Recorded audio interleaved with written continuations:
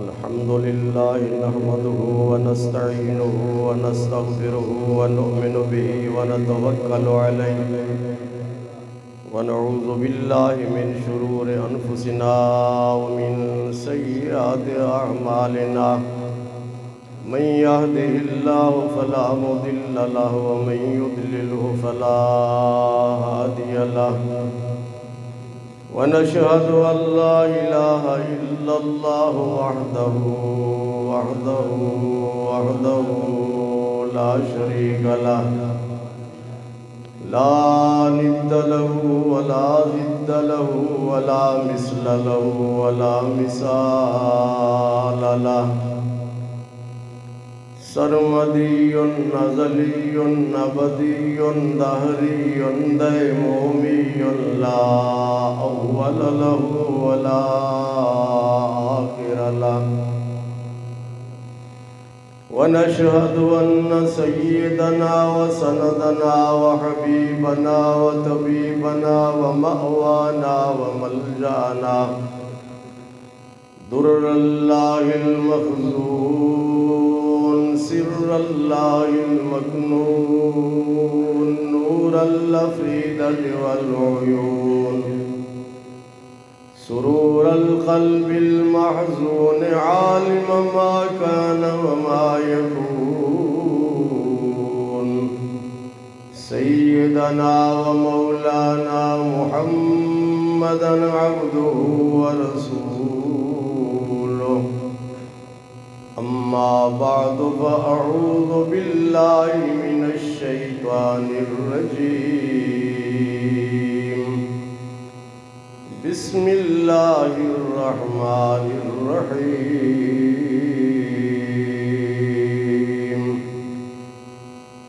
سبحان الذي أسرى بعبده ليلا من المسجد الحرام إلى المسجد الأقصى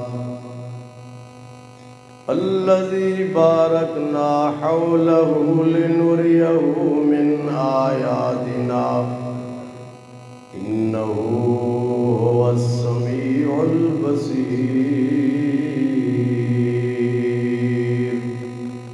صدق الله مولانا العظيم وبلغنا رسوله النبي الأمين الكريم انتہائی محبت کے ساتھ بلند آواز سے درود پاک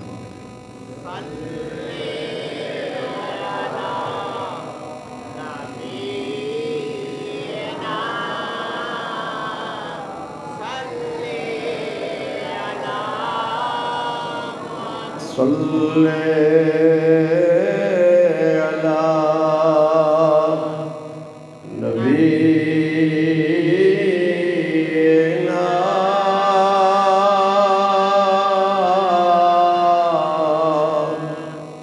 صلی علی محمد صلی شفیعنا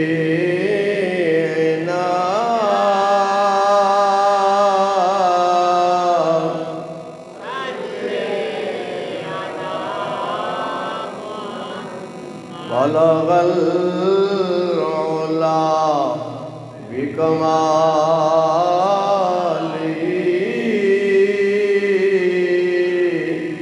کشف الدجى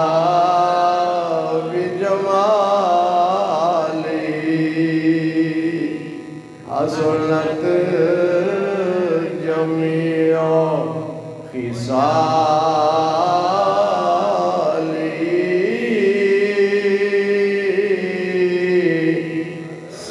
صلوا عليه وآله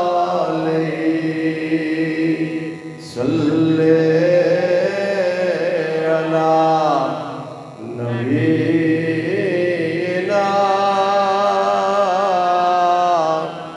صلى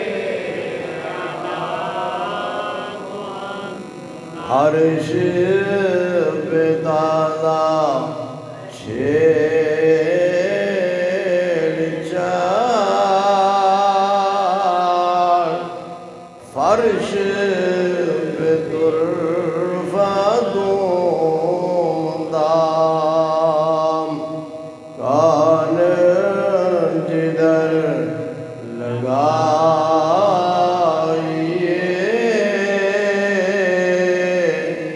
تیری داستان ہے صلی علی نبینا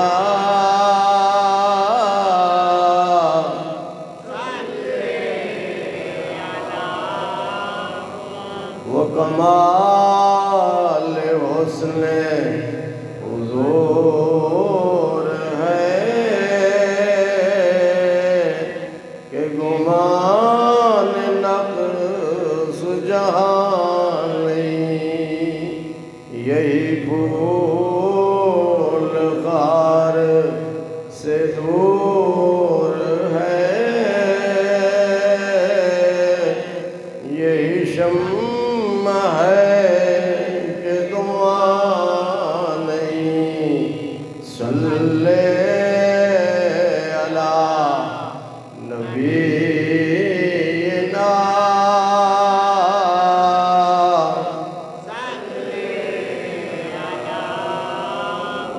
ہر امت اہل تو الرضا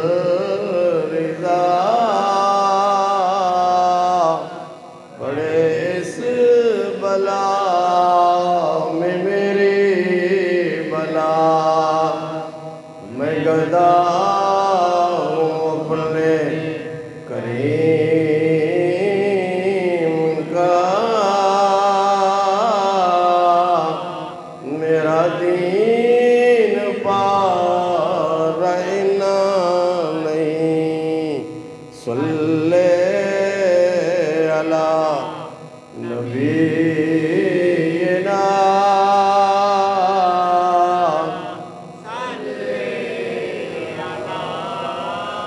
صلی علی شفیعنا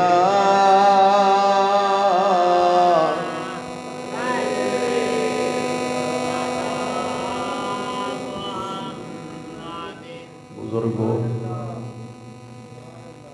بھائیو، عزیزوں، تقریر کا موضوع ہے رحمت عالم نور مجسم صلی اللہ علیہ وسلم کا معراج جسمانی۔ اللہ تعالیٰ نے اپنے پیارے حبیب صلی اللہ علیہ وسلم کو بے شمار معجزات عطا فرمائے۔ وہ معجزات لازوال اور بے مثل ہیں۔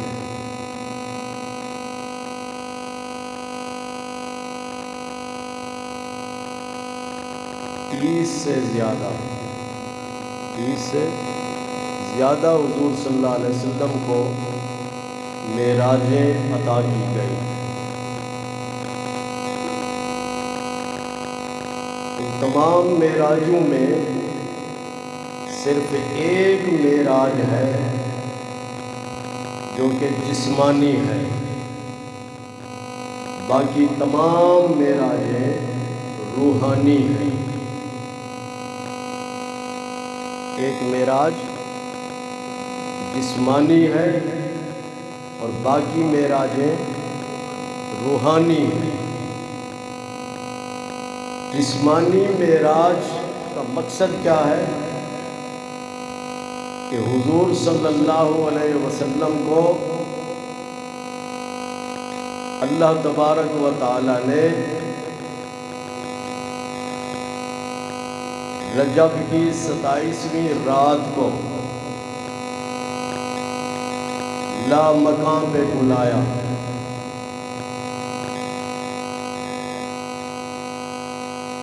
آپ لا مقام پہ پہنچے اپنے اس جسم مبارک کے ساتھ صرف روح نہیں پہنچی، اپنے جسم پاک کے ساتھ وہاں پہنچے اور سر مبارک کی ان آنکھوں سے رب کا دیدار کیا۔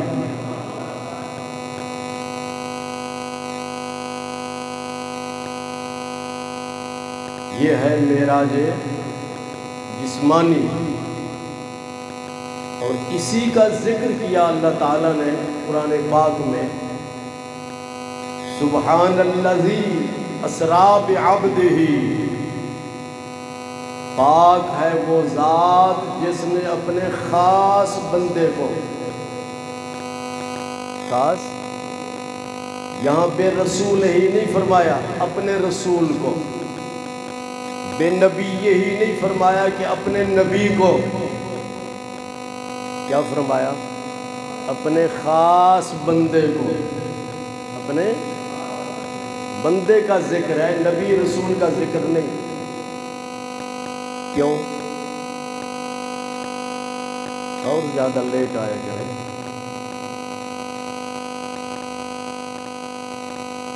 جلدی آیا کرے۔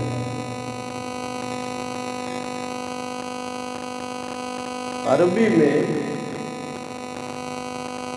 عبد کا لفظ استعمال ہوتا ہے، اتحیات پڑھتے ہیں، اشہد ان لا الہ الا اللہ و اشہد ان محمدا عبدہ و رسولہ، عبد استعمال ہوتا ہے، یعنی عربی کا لفظ ہے،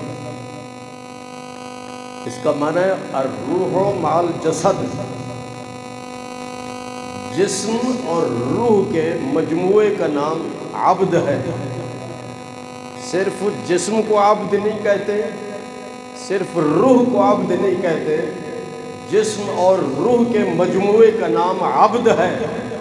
تو اللہ تعالیٰ نے اس سبحان الذی اسریٰ بعبدہ کے لفظ سے قیامت تک آنے والے تمام لوگوں پر یہ بات واضح کر دی کہ 27ویں رجب کو اللہ تبارک و تعالیٰ نے اپنے محبوب کریم صلی اللہ علیہ وسلم کو جو لامقام پہ بلایا، تو آپ کی صرف روح نہیں تھی بلکہ جسم پاک بھی آپ کا وہاں موجود تھا۔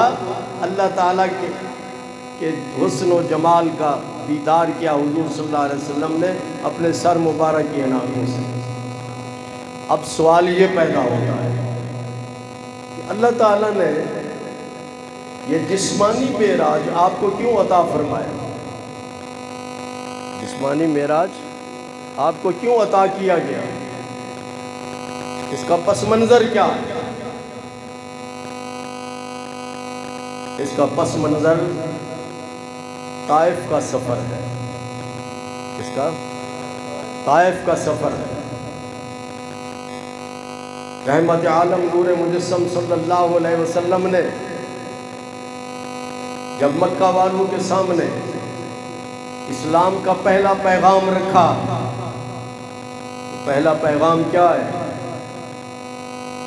نماز نہیں، روزہ نہیں، حج نہیں، زکوٰۃ نہیں، پہلا پیغام اسلام کا ہے لا الہ الا اللہ محمد الرسول اللہ۔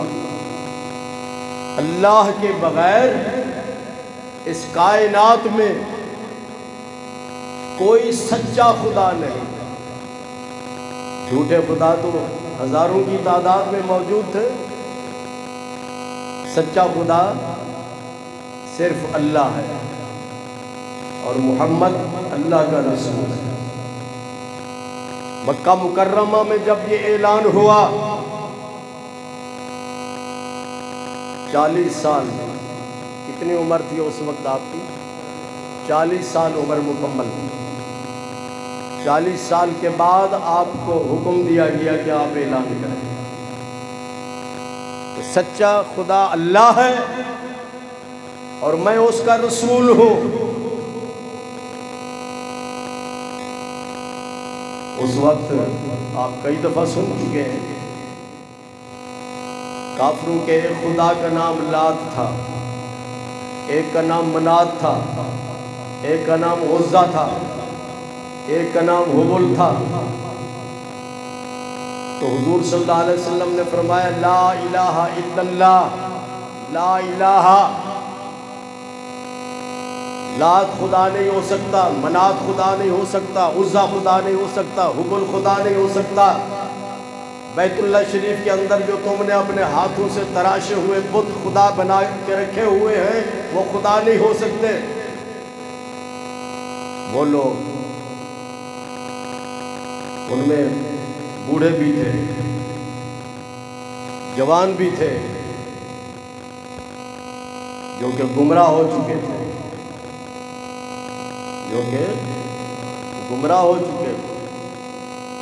آج کل بھی ایسا ہی ہے۔ انہوں نے آپ کی اس دعوت کو قبول نہ کیا، آپ کے اس نظریے کو ٹھکرایا، آپ کے اس پیغام کو ٹھکرایا۔ حضور صلی اللہ علیہ وسلم مکہ مکرمہ سے طائف میں تشریف لے گئے، اپنے اس نظریے اور اسلام کے پہلے پیغام کی تبلیغ کے لیے۔ آپ نے طائف کے سرداروں کو جمع کیا، ان سے ارشاد فرمایا، لا الہ الا اللہ محمد الرسول اللہ۔ یہ جو تم نے خدا بنا رکھے ہیں یہ کوئی سچا خدا نہیں، سچا خدا اللہ ہے، اور میں اللہ کا رسول ہوں۔ صدیوں سے وہ لوگ شرک میں مبتلا تھے، کفر میں مبتلا تھے، غلط قسم کے نظریات کے حامل تھے، غلط باتیں ان کے دماغوں میں بٹھائی گئی تھی۔ ان سرداروں نے نوجوانوں کو اکٹھا کیا، یہ شخص نئے نظریات لے کر آیا، نیا دین لے کر آیا ہے، ہمارے خداؤں کو برا بھلا کہتا ہے، ایکشن لو، ان کے خلاف موومنٹ چلاؤ۔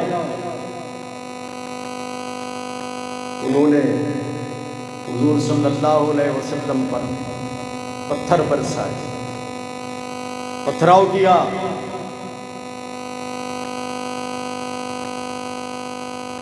غلط قسم کے لوگوں کا یہ وتیرہ ہوتا ہے،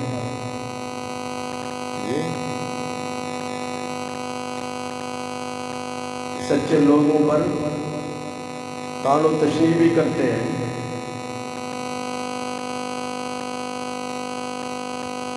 حضور صلی اللہ علیہ وسلم کے جسم پاک اور جب پتھر برسائے گئے تو آپ کے جسم سے خون نکلنا شروع ہو گیا۔ ایک بہت بڑا پتھر پہاڑی سے انہوں نے آپ پر گرانا چاہا، تھوڑا سا نیچے آیا، وہ رک گیا۔ آج بھی وہ پتھر موجود ہے اس پہاڑ پر، میں نے بھی دیکھا، جہاں زیب نے بھی دیکھا، اور کون تھا،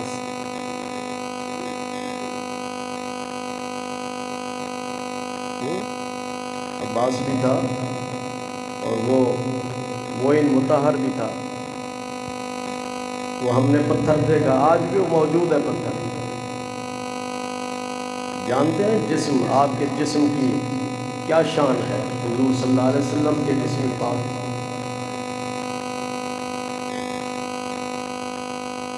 آپ کے جسم سے جو پسینہ نکلتا تھا اس کی خوشبو کستوری اور عنبر سے بھی اچھی تھی۔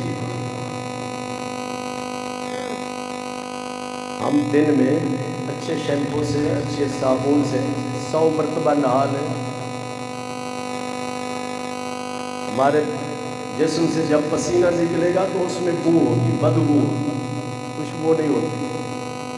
اور اگر یقین نہ آئے تو پھر اپنے بغلوں میں ہاتھ ڈال کے پھر اپنے ہاتھوں کو سونچیں۔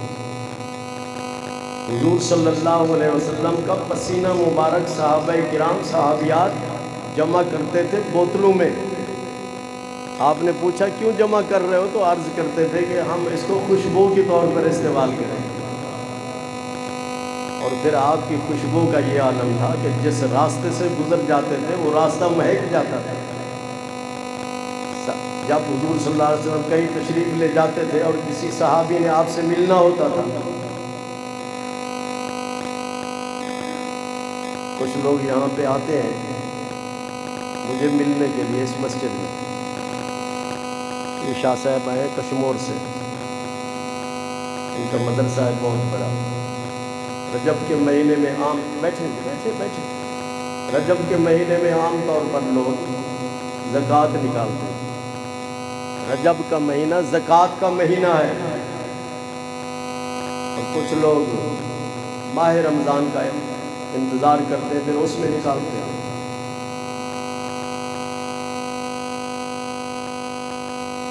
جو مجھے ملنے کے لیے آتا ہے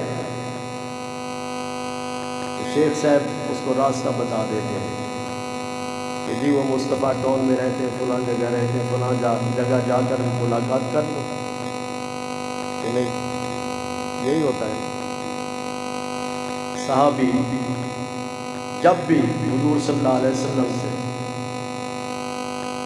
ملنے کا ارادہ کرتا تھا کہ میں نے سرکار کی خدمت میں حاضر ہونا ہے، اور گھر میں آپ تشریف فرما نہیں ہوتے تھے، تو آپ کے جسم پاک کی جو خوشبو تھی بڑی خاص قسم کی خوشبو تھی، تو ملاقات کرنے والا اس کسی سے پوچھتا نہیں تھا کہ حضور صلی اللہ علیہ وسلم کہاں تشریف لے گئے، آپ کی خوشبو کے پیچھے پیچھے چلا جاتا تھا، سرکار سے ملاقات ہو جاتی تھی۔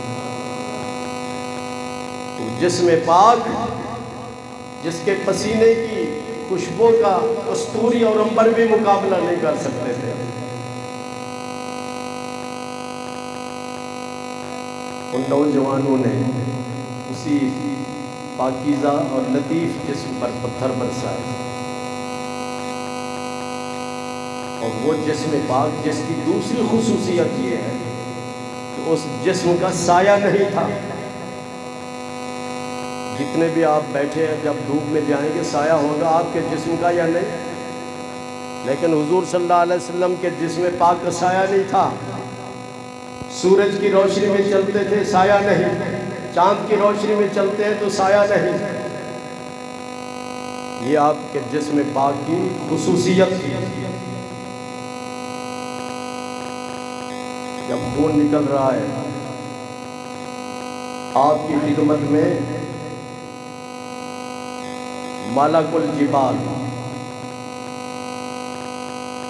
پوری دنیا کے پہاڑوں پر جس فرشتے کا کنٹرول ہے، ان پہاڑوں کی ایڈمنسٹریشن جس فرشتے کے پاس ہے، وہ حضور صلی اللہ علیہ وسلم کی خدمت میں حاضر ہوتا ہے، عرض کرتا ہے اجازت دے طائف کے دونوں پہاڑوں کو میں ملا دیتا ہوں، اور ان سب کو کچل کر رکھ دیا جاتا ہے، ختم کر دیتا ہے۔ جبریل علیہ السلام حاضر ہوئے، یا رسول اللہ صلی اللہ علیہ وسلم انہوں نے آپ کے جسم کو نقصان پہنچایا، تکلیف پہنچائی، درد پہنچایا، ایذا پہنچایا، مجھے اجازت دے میں اس بستی کو زمین سے اٹھا کے آسمان تک لے جاتا ہوں اور وہاں سے اس کو الٹا دوں گا، یہ سب صفحہ ہستی سے مٹ جائے گا۔ کون پیشکش کر رہا ہے؟ جبریل علیہ السلام۔ اور ایک پہلی پیشکش کس کی تھی؟ پہاڑوں والے فرشتے کی۔ تو حضور صلی اللہ علیہ وسلم سے جب عرض کیا گیا تو کیا فرمایا آپ؟ کہ سب کے لیے حضور صلی اللہ علیہ وسلم کا فرمان مشعل راہ ہے،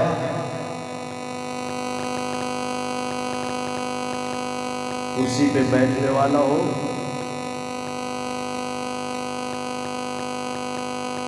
کسی بھی منصب پر کوئی آدمی بیٹھنے والا ہے، بڑا ہے، ان سب کے لیے سرکار کا یہ فرمان مشعل راہ ہے۔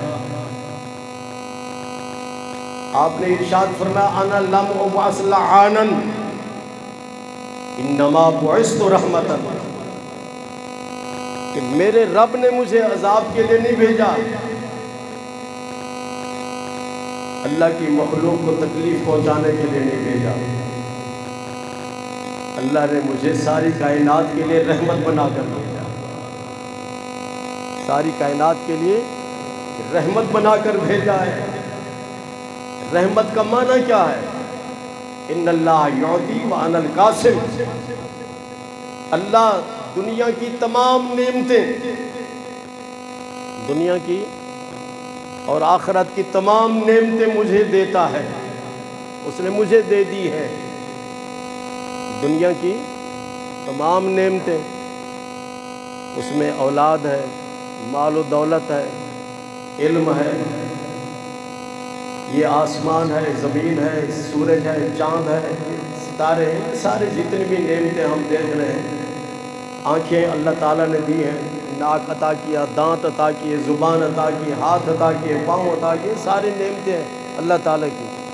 میرے آقا کریم صلی اللہ علیہ وسلم ارشاد فرماتے ہیں ان اللہ یعطی وانا القاسم، اللہ مجھے عطا کرتا ہے، میں رب کی نعمتوں کو ساری کائنات میں تقسیم کرتا ہوں۔ نبیوں کو نبوت ملی، یہ بھی نعمت ہے آپ کے وسیلے سے۔ ولیوں کو ولایت ملتی رہے گی قیامت تک، یہ بھی آپ کے وسیلے سے۔ رسولوں کو رسالت ملی آپ کے وسیلے سے، علم ملتا ہے آپ کے وسیلے سے، دولت ملتی ہے آپ کے وسیلے سے، رزق ملتا ہے آپ کے وسیلے سے، اقتدار ملتا ہے آپ کے وسیلے سے۔ یہ ہے رحمت کا معنی۔ تو آپ نے ارشاد فرمایا اللہ نے مجھے عذاب کے لیے اور لوگوں کو تکلیف پہنچانے کے لیے نہیں بھیجا، رب نے مجھے تو ساری کائنات کے لیے رحمت بنا کر بھیجا۔ آپ نے اس تکلیف کو برداشت کیا، کیا کیا؟ برداشت کیا، لیکن اپنی ذات کے لیے ان سے بدلہ نہیں لیا، اپنی ذات کے لیے ان سے بدلہ نہیں لیا۔ دکھ پر، درد پر، تکلیف پر صبر کیا۔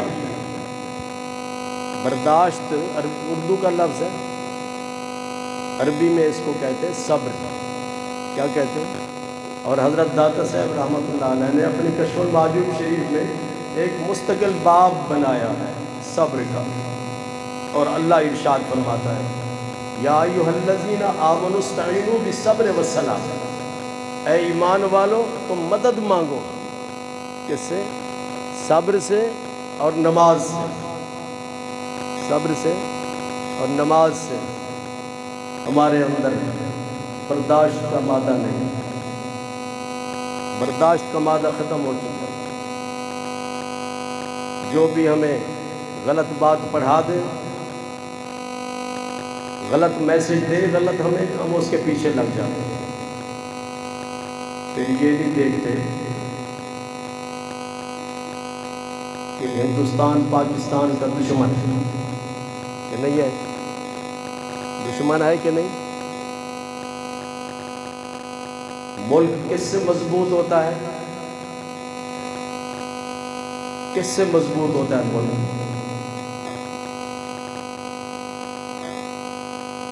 پہلی چیز فوج ہے، کیا ہے؟ اس سے مضبوط ہوتا ہے۔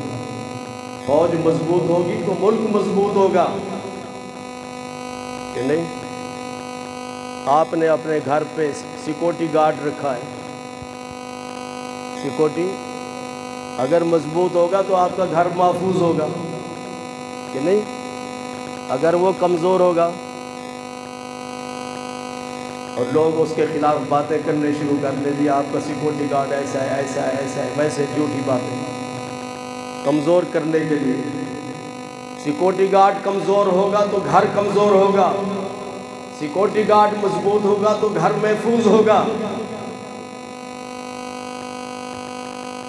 کچھ عرصے سے اندرون ملک بھی اور بیرون ملک بھی ہماری فوج کے خلاف نفرتیں پھیلائی جا رہی ہیں، اور خام خواہ کے لیے جھوٹے پروپیگنڈے کیے جاتے ہیں۔ فوج کمزور ہوگی تو آپ کا ملک کمزور ہوگا، اور یہ فائدہ انڈیا کو پہنچے گا۔ حضور صلی اللہ علیہ وسلم نے اس موقع پر صبر کیا، کیا کیا؟ کہ تم صبر سے مدد مانگو، برداشت کرو، اور نماز سے مدد مانگو۔ کیسے؟ نماز سے مدد مانگو۔ ہمارے پاس بہت سارے لوگ آ جاتے ہیں کہ جی میرا کاروبار ٹھیک نہیں، دکان نہیں ٹھیک چل رہی۔ جب ان سے پوچھیں مولانا ذوالفقار صاحب کہ نماز پڑھتے ہو، تو حمزہ کیا کہتے ہیں؟ جی کبھی کبھی پڑھتے ہیں۔ کیا کہتے ہیں؟ کبھی کبھی پڑھتے ہیں، تو پھر پیسے بھی کبھی کبھی ملتے ہیں۔ نماز کی پابندی کرو۔ قرآن کہتا ہے کہ صبر سے مدد مانگو اور نماز سے مدد مانگو۔ حضور صلی اللہ علیہ وسلم نے طائف کی اس سرزمین پہ صبر کا مظاہرہ کیا، اپنے دشمنوں سے بدلہ نہیں لیا، جس کا نتیجہ یہ نکلا کہ آپ وہاں سے تشریف لائے مکہ مکرمہ۔ اس وقت اللہ تبارک و تعالیٰ نے حضرت جبریل علیہ السلام کو پیغام دیا۔ کیا پیغام دیا؟ اور وہ پیغام کیا تھا؟ ان اللہ اشتاق الی لقائک یا رسول اللہ۔ اللہ چاہتا ہے، اللہ یہ نہیں کہ آپ چاہتے ہیں، اللہ چاہتا ہے کہ لا مقام پہ تشریف لائیں اور میرا دیدار کریں۔ آپ نے وہ جو صبر فرمایا، اس صبر کے نتیجے میں اللہ تعالیٰ نے آپ کو معراج جسمانی عطا فرمایا۔ تو معراج جسمانی کا پس منظر کیا ہے؟ جی طائف کا سفر اور صبر مصطفیٰ۔ دنیا میں کسی بھی نعمت کو حاصل کرنا ہو تو صبر، برداشت اور نماز کی پابندی۔ نماز کی پابندی۔ کچھ لوگ مجھ سے پوچھتے ہیں کہ جی ہم ووٹ کس کو دیں؟ ووٹ آنے والے ہیں جمعرات کو، ووٹ کس کو دیں؟ تو یہ بات یاد رکھو، ہم غیر سیاسی لوگ ہیں، ہمارا کسی سیاسی جماعت کے ساتھ، کسی سیاسی آدمی کے ساتھ کوئی تعلق نہیں ہے، لیکن اسلامی نقطہ نظر تو بیان کر سکتے ہیں۔ قرآن پاک میں ان تؤدوا الامانات الی اہلھا، ووٹ امانت ہے اور ووٹ گواہی ہے۔ کیا ہے؟ جب آپ ووٹ دیتے ہیں کسی کو تو آپ گواہی دے رہے ہوتے ہیں کہ میں جس کو ووٹ دے رہا ہوں یہ ملک سے بھی محبت کرتا ہے، ملک سے بھی محبت کرتا ہے، یہ ایماندار بھی ہے، دیانت دار بھی ہے، امانت دار بھی ہے، اور اس کا عقیدہ بھی ٹھیک ہے۔ اس کا ہمیشہ یہ بات یاد رکھیں کہ ملک کے موجودہ حالات کے پیش نظر اسے ووٹ دیں جو پاکستان کے ساتھ محبت کرتا ہو، پاکستان کو مضبوط کرنا چاہتا ہو، اپنی فوج کو مضبوط کرے، اور ایسے آدمی کو دیں جو ایماندار ہو، دیانت دار ہو، امانت دار ہو، اس کا عقیدہ بھی درست ہو۔ صرف عقیدہ درست نہیں، اس کا عمل بھی درست ہو۔ میری دعا ہے کہ اللہ تبارک و تعالی ہم سب کو سیدھے راستے پہ چلنے کی توفیق عطا فرمائے۔ وآخر دعوانا الحمدللہ۔